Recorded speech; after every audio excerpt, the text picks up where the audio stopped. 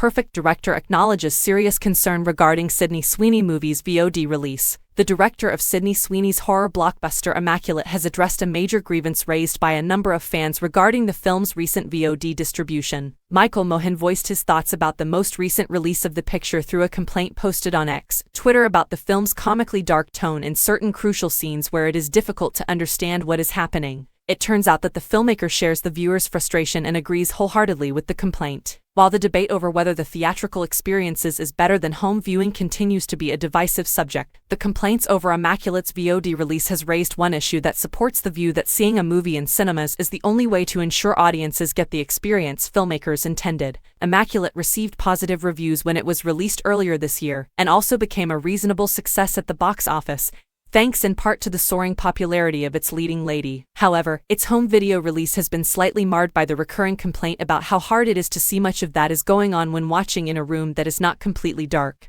In his comment on X, Mohan shared his disappointment at the VOD release of the movie, emphasizing that it was beyond his control but certainly not something he wanted. He said, "I know, man, this was absolutely not done intentionally. We have no control over the compression specs of each platform. It's a real problem that truly bums me out, and after comparing them all, iTunes is the closest to what we wanted, brighter than the rest. The use of correct lighting in movies and TV shows is one of the most basic principles of filmmaking.